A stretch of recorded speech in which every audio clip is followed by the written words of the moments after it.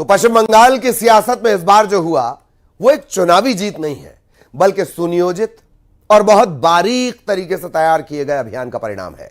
लंबे समय तक कठिन माने जाने वाली जमीन पर भारतीय जनता पार्टी ने जिस तरह बहुमत की राह बनाई, उसके पीछे दो धुरंधर थे, प्रधानमंत्री नरेंद्र मोदी और केंद्रीय गृह मंत्री अमित शाह।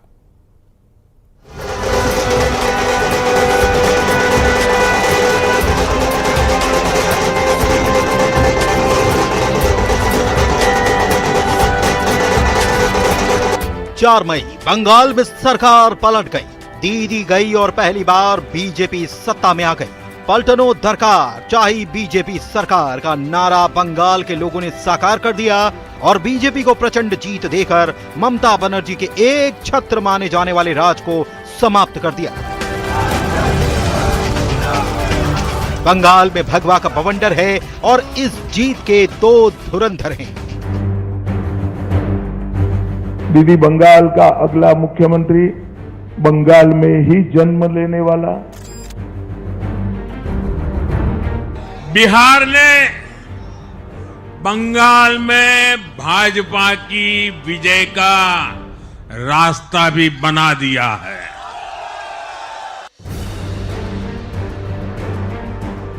दीदी के गुंडों को भी कहकर जाता हूं, दूसरे चरण में भी मत निकलना, वरना 5 तारीख के बाद उल्टा लटका कर सीधा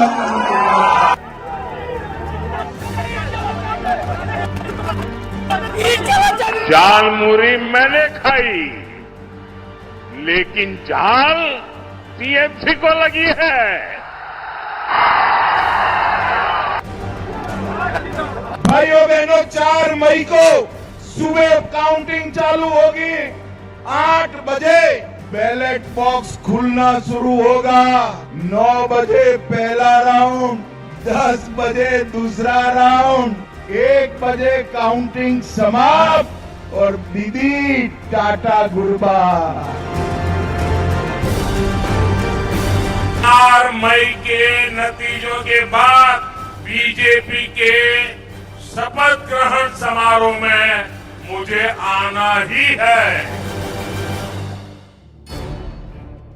आज का दिन खास है, बीजेपी ने रचा इतिहास है। जो कहा था वो किया, जो रणनीति बनाई वो कामयाब हुई।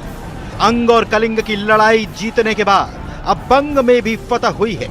15 साल से खिला टीएमसी का फूल मुरझा गया और जनता ने खेला कर कमल खिला दिया। 2011 तक शून्य पर रहने वाली बीजेपी ने 2016 में 3 सीटों से खाता खोला। 2021 में 77 सीटें जीतकर धमाका किया और 2026 में बहुमत हासिल कर बंगाल की धरती पर प्रचंड जीत का परचम लहरा दिया। प्रधानमंत्री नरेंद्र मोदी और केंद्रीय गृह मंत्री अमित शाह की जोड़ी ने एक बार फिर से कमाल दिखाया और बंगाल में धमाल मचाया। प्रधानमंत्री मोदी ने नैरेटिव और रणनीति सेट की तो अमित शाह ने उस नैरेटिव और रणनीति को जमीन पर उतारकर ममता बनर्जी के किले को ढहाने का ग्राउंड तैयार किया। बंगाल की लड़ाई सिर्फ एक राज्य का चुनाव नहीं था, बल्कि साख का सवाल था, जिसमें दांव पर सब कुछ लगा था। प्रधानमंत्री मोदी पूरी तरह से बंगाल के रंग में रंग गए थे। हुगली नदी में बोटिंग की, बाजार में खरीदारी की, झालमुड़ी खाते हुए बंगाल के लोगों से बातचीत की, फुटबॉल खेला। वो लगातार बता रहे थे कि बीजेपी को बंगाल के लोगों का साथ मिला तो बंगाल विकास की रफ्तार पकड़ेगा और अपनी रैलियों में वो लगातार याद दिला रहे थे कि बंगाल को किन चीजों से आजादी चाहिए। विकास, बदलाव, घुसपैठ से मुक्ति, गुंडा राज का खात्मा, भ्रष्टाचारियों को जेल, महिला सुरक्षा को प्राथमिकता।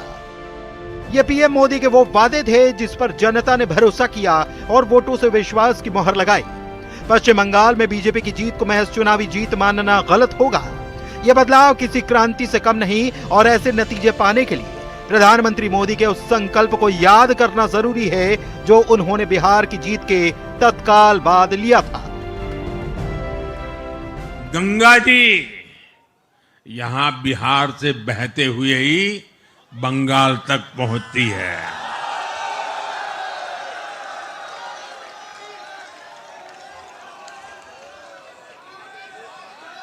बिहार ने बंगाल में भाजपा की विजय का रास्ता भी बना दिया है। बंगाल में बीजेपी के शानदार प्रदर्शन के पीछे केंद्रीय गृह मंत्री अमित शाह की मेहनत भी छिपी है। टास्क जितना मुश्किल होता है, उनकी रणनीति उतनी ही सटीक।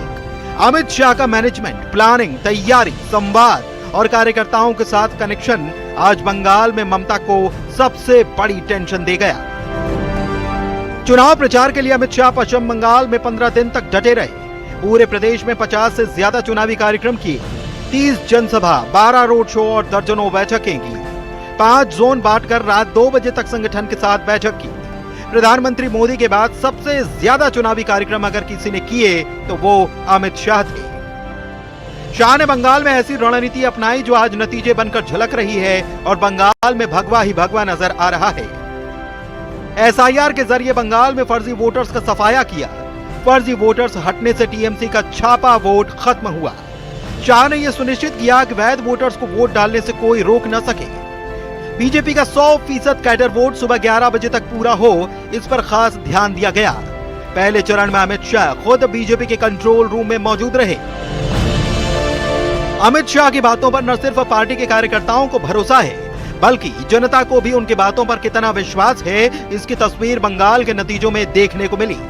बंगाल को अमित शाह के वचन की बात करें तो शाह ने 2 चूक कहा था कि टीएमसी के गुंडे घर से बाहर ना आए, वरना उल्टा लटकाकर सीधा कर देंगे। ममता दीदी ने जिन घुसपैठियों को पाला पोसा है, उन्हें चुन चुन कर बाहर निकालेंगे। सरकार बनने पर 45 दिनों में बॉर्डर पर फेंसिंग के लिए जमीन देंगे। पश्चिम बंगाल में किसी भी सूरत में बाबरी मस्जिद नहीं बनने देंगे। कानून व्यवस्था दुरुस्त करेंगे। महिलाएं रात को 1 बजे भी आराम से घूम सकेंगी। पहले चरण में डीडी के गुंडे घर के बाहर नहीं निकले हैं और मैं दीदी के गुंडों को भी कहकर जाता हूं, दूसरे चरण में भी मत निकलना, वरना 5 तारीख के बाद उल्टा लटका कर सीधा। प्रधानमंत्री मोदी और अमित शाह की जोड़ी का जवाब विपक्ष के किसी भी नेता के पास नहीं है। ये दोनों नेता जब लोगों से जुड़ते हैं तो उसका नतीजा जमीन पर देखने को जरूर मिलता है, और इसका सबूत है पश्चिम बंगाल, जो बीजेपी के नेतृत्व में नया अध्याय लिखने के लिए तैयार है। Bureau report, news 18।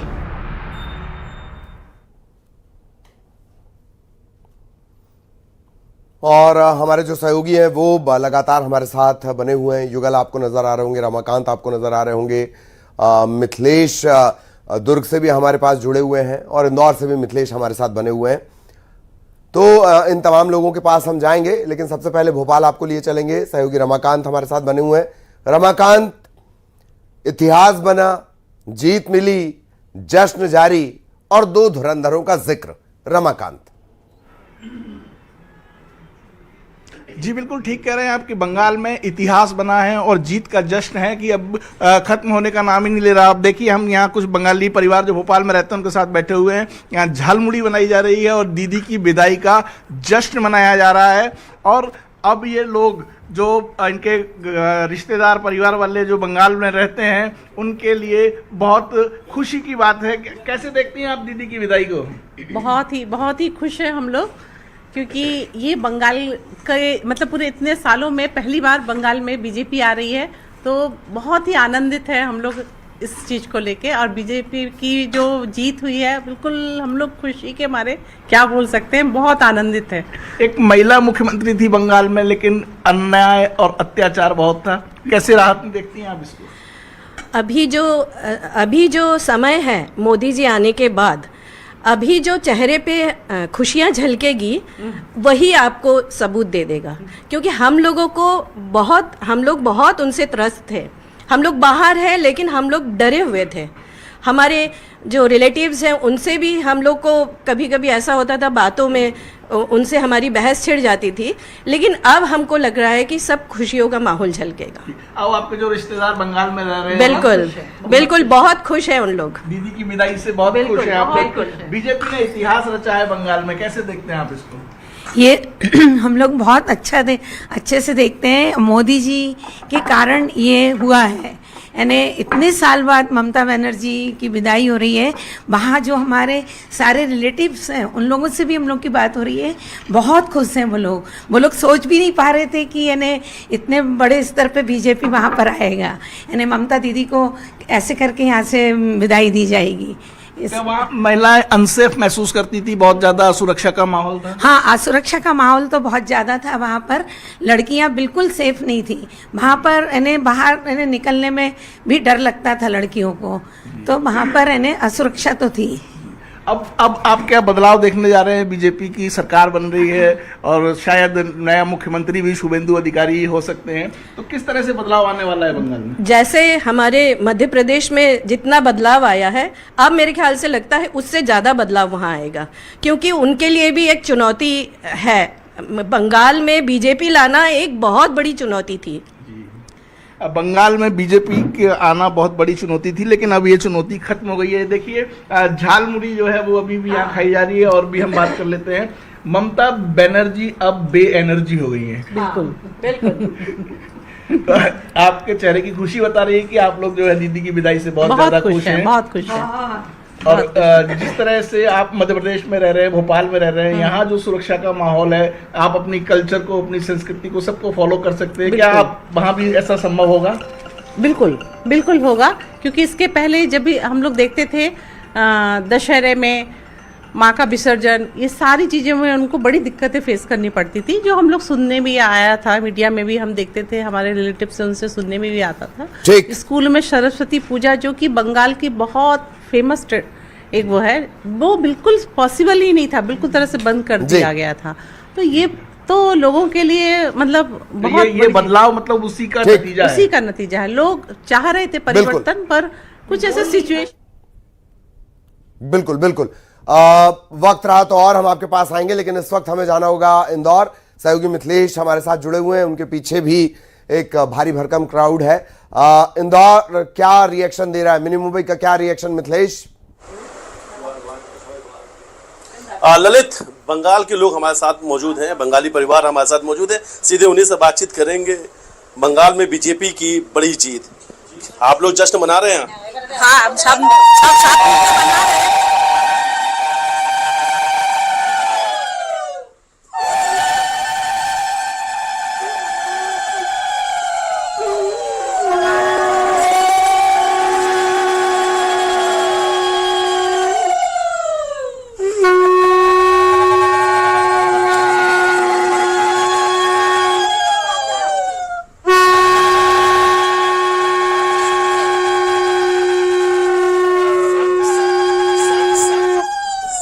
कि आप लोग जीत का जश्न मना रहे हैं।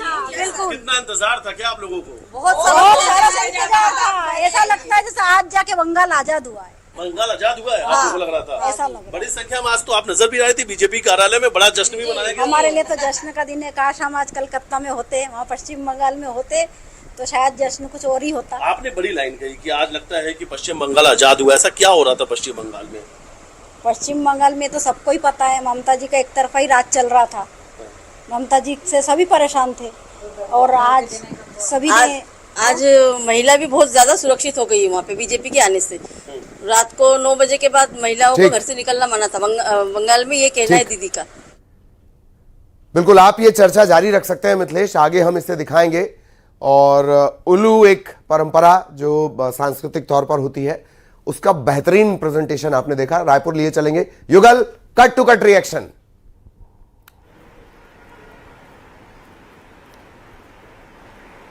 ये बिल्कुल हम सीधा बात करेंगे ललित कि आखिर हमारे पास समाज के भी लोग हैं। ये बताइए, आपको बंगाल जाने से आपके परिवार वालों ने क्यों मना कर दिया? अरे मेरे को तो जाना था, मैं दमदम नागर बाजार में रहती हूँ, और मैंने बोला मैं प्रचार प्रसार में आऊँगी करके, क्योंकि कलकत्ता में मेरा मायके है। तो मेरे भाई लोगों ने बोला मतलब जे नहीं नहीं अभी आप मत आइए, आप आएंगे तो अपने प्रोटेक्शन में आइए, अपने होटल में रुकिए, क्योंकि जो अमरपल्ली कॉलोनी, जो दमदम नागर बाजार, यहाँ पे बहुत अलग रुझाव है। तो अपनी एकदम आज में आप बिल्कुल मत आइए, आप पहले बाद में आइए। ऐसे हमारे साथ अच्छा रिलेशन है, ऐसा नहीं है, आप समझ सकते हो क्यों मना किए। डर था, अनेक अनेक डर, अनेक कष्ट छिलो। क्या कहेंगे आप लोग कलकत्ता के रहने वाले, किस तरह के वहाँ डर का माहौल? मैं कलकत्ता के बारे में इतना कह सकता हूँ कि जो 40 साल पहले मैं एक बार यात्रा की थी, तो उस समय घूमने गया था। आज भी हम लोग 3 साल पहले गए थे, आज उसमें 5 पैसे का परिवर्तन नहीं था। जो कम्युनिस्ट शासन में था वही शासन में 15 साल तक ममता दीदी ने चलाया। न कोई काम किए, न कुछ नहीं किए, पब्लिक से लूटपाट करना, वो करना, बेईमानी कर, न सड़कें पक्की बनाए, न वो वहाँ पे कोई लोग दोबारा उसको वोट दे सके। सिर्फ डरा धमका के वोट ही लेती थी। हम लोग देखिए, हम की मेरी बेटी रहती है वहाँ के, हमको मालूम। वक्त की थोड़ी कमी है युगल, आप ये चर्चा कर सकते हैं, आगे हम ये दिखा देंगे। दुर्ग लिए चलेंगे, मिथिलेश हमारे साथ जुड़े हुए हैं। Mithilesh, cut to cut reaction. देखिए, बिल्कुल अभी मैं लघु भारत कहलाने वाले भिलाई में खड़ा हूँ और भिलाई में यहाँ पर देख सकते हैं झालमुड़ी है और खिलाई जा रही है, जश्न मनाया जा रहा है। यहाँ पर सीधा हम लोगों से बातचीत करेंगे। देखिए कितना जश्न, कितनी खुशी है आज। देखिए, सबसे बड़ी बात है, बंगाल में जो तुष्टीकरण की जो राजनीति चल रहा था उसका समाप्त किया गया है। और बंगाल का इतिहास है, क्योंकि बंगाल एक ऐसा है कि जो क्रांतिकारी की भूमि है और लगातार जो कि बंगाल में जो तुष्टीकरण चल रहा था उसके विरोध में जनता ने एक जनादेश दिया है। और साथ ही जो घुसपैठ की बढ़ोतरी हो रही थी उसके विरोध में भी लोगों ने एक जनादेश दिया है। उस जनादेश का आज हम सभी मिलकर आनंद कर रहे हैं। ये खुशी लग रही है आज बहुत ही खुशी का दिन है। इतने बहुमत से जीतेगा, हम लोग को मतलब पता तो था दीदी आएंगे, लेकिन ऐसे जीतेंगे जो 100 का आंकड़ा भी पार नहीं कर पाए। हम बहुत ही खुश है। और अभी पूरा भगवामय हो गया कलकत्ता, और एक समुदाय जो है वो उसके लिए तो बहुत। अभी बंगाल में आप कैसा चाहते हैं? बंगाल में चलिए, वक्त की थोड़ी कमी है, आप सभी को यहाँ